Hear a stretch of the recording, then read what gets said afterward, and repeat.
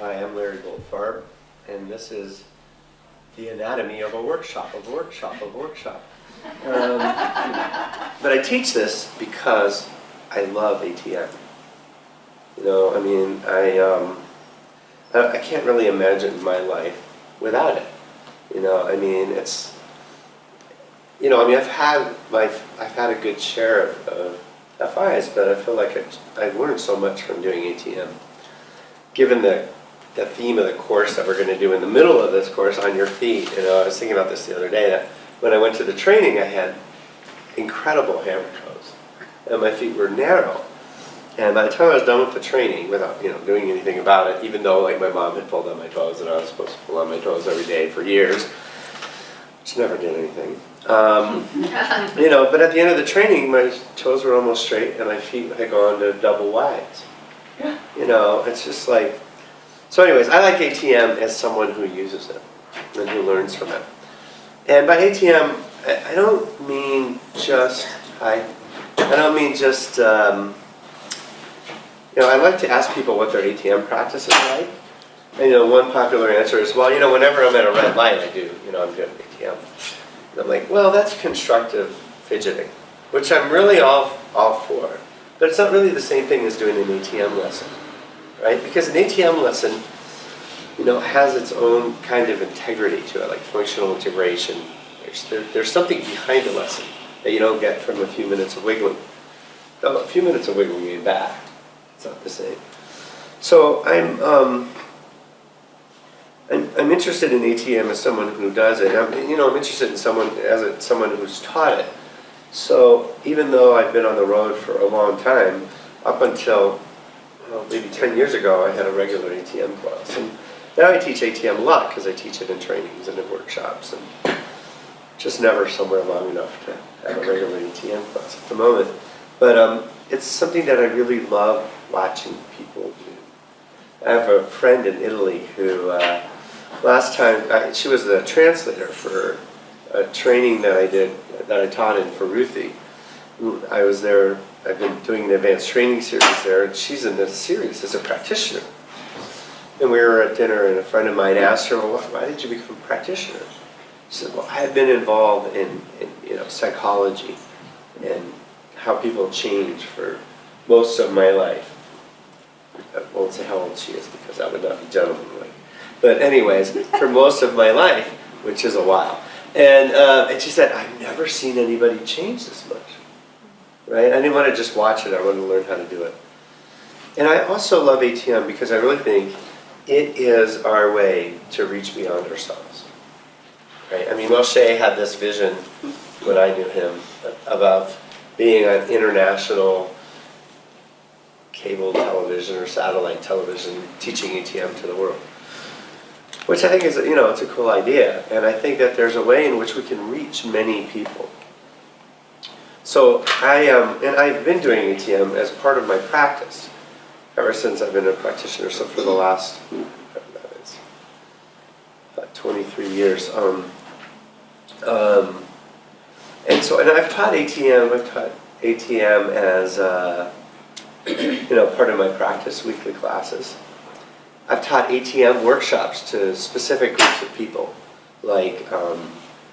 Symphony orchestra. I spent a week with B.B. Miller's dance company while they were working on a piece, teaching, you know, watching them work on the choreography and then teaching ATM out of the back of my head, you know, that was related to the piece. And, you know, I've taught in trainings, but what I really like is, like, many years ago, before people knew what the word ergonomics meant, being ahead of your time is kind of cool for fashion, but it really sucks for business. You know, I mean, when I graduated from my training, I tried to talk people into doing ATM as, well, industrial strength Feldenkrais. Come closer. Yeah. So industrial strength Feldenkrais meant working with people on the job. So I worked with the bus company in the town that I live in, and the 911 operators, and the custodians at the university, and groundskeepers, and secretaries, and people in grocery stores and banks. I really like doing that. And I think that there's a way in which, I mean, I just think the method could grow so much through ATM. And yet, it's something that people are afraid of. a lot of people do grudgingly. And I think that we're kind of ill-prepared for understanding it in a way that's really useful. Like, I mean, when I started teaching, I remember really well because I found the evidence the other day. I didn't have to remember. But when I started teaching, I mean, I had note cards, for every step in the lesson. And I did that not because my memory was bad, but because I didn't understand the lesson. So it's like, when you don't know where you're going, you need the map and the directions. Once you know, it's a different matter. And I didn't feel like I knew for a long time. So my interest in the method has been to create ways of talking and thinking about the work that's congruent with the work. So I think we are a jargon-poor society. We have very few professional words, Like for instance, okay, I'll give you an example. We use the word pattern to mean the exact opposite things. Right? So like in an ATM lesson is organized around some idea. Right? I mean, at the end of the lesson, you can do something differently than you could at the beginning. Right? And so you get closer and closer to some, I don't know, you could say, some people would say ideal. I think I would say optimal way. However you want to say it, efficient, aesthetically pleasing, somehow you get closer to something. And we call what you're getting closer to the pattern of optimal motion, maybe, right? Some way in which the whole person is doing something. And we also call the habits that we have, which is what's interfering from us moving in that way, a pattern. So they're both movement patterns, but sometimes it's hard to tell which one somebody means. I think we use the word function excuse me, to mean different things.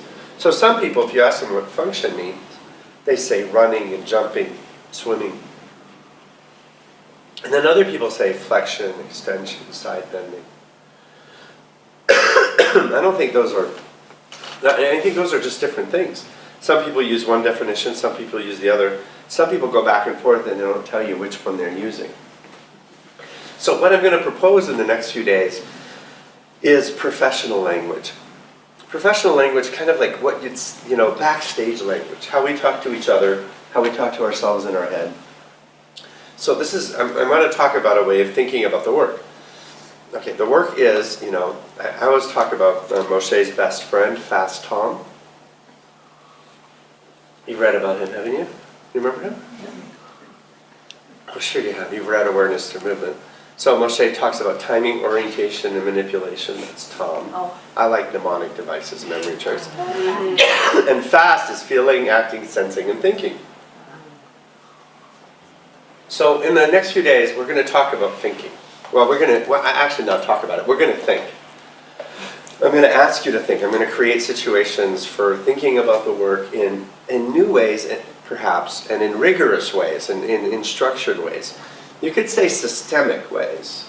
You could say systematic, like step by step, but I mean more systemic in terms of thinking about how whole systems work. I don't think I'm going to tell you one darn new thing. I'm sure you have heard everything I've said. And in fact, I'm going to count on you not only having heard it, but you having done these things and experienced them from the inside out. Because what I'm going to propose is not so much something new, but a way of organizing what you already know and what you've already experienced. I have this little project going on with one of the models that you're going to learn, and I want to go back through Alexandria and I and find places where Moshe said exactly what it is I'm saying, just for the fun of it, actually. Just use exactly the same terminology, because he does. So for instance, I talk about what holds a movement together. Because we use the word pattern, and I think it's tired, and it should go to Tahiti for a few years. Like, I suggest that when we're talking about the optimal way somebody can move, that we call it a movement gestalt. Now, I like that word because in my own personal history, I trained as a gestalt therapist many years ago. I like it because gestalt also has this idea of a whole, right? And I like it because if you look up the meanings in the dictionary, there's lots of them, and one of them is outline or silhouette. And so, rather than the details of the movement, something about the outlines, what holds it together. And I really love that lesson, I think it's 58, it's called a movement gestalt or something like that in Alexandria. Like I can say, well, that's what he meant. I'm going to introduce you to a few different maps. And we're going to talk about how to use those maps, okay? There's no such a world in which one map will do you, right? If you want to grow a garden, you need a different map than if you want to find your way to Billingham or wherever you happen to be going, right? There are different kinds of maps for different reasons. So in this course, you're going to learn about 2 of the maps that I've developed. There's lots of them, but I think that they're really useful, and they're only as useful as you put them to work. So I'm going to talk about some ideas. We're going to do some exercises in here. Some of that will involve writing. I'm going to ask you to write some stuff down. Some of it will involve working with each other and playing in different ways. I'm going to teach some ATMs. And as you know, when we get to Sunday, I'm going to teach a public workshop. And we will have done by then 3 of the ATMs that will be in that workshop. I say 3 of the ATMs because there's 6 ATMs in the workshop and I only have time to teach 3. Except in Phoenix last week, I only had time to teach 2. I had a time warp moment. I don't know what happened, but that's what happened.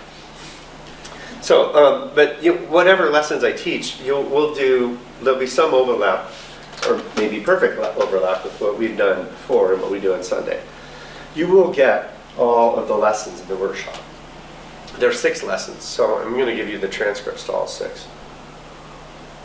Well, most of them are transcripts. One's more like a lesson skeleton, but you'll get the descriptions of all of them. I'll tell you that because you don't have to worry about writing stuff down. And it'll also give you, you can play with it later, and there's more material than what I can teach. These workshops come from my experience teaching at the California College of Podiatric Medicine in San Francisco, where I worked in the physical therapy department as a Feldenkrais teacher for a few years. And after several months of being there, I should say, I started to realize, I'm kind of slow on the uptake, that I kept teaching the same things over and over again. And so these ATM lessons really have to do with some of the basic themes that have to do with standing and walking, which is something I really am curious about. My doctoral thesis was called Understanding Standing. So I'm really kind of fascinated with the whole thing. So we're going to do these ATMs. We're going to talk about how to put workshops together. Then I'm going to put my money where my mouth is, and you'll get to be part of the workshop and see what it's like. Okay, and hopefully I will be congruent with the theories that I presented, or the ideas and the strategies, and you'll get to see what it's like when we do them.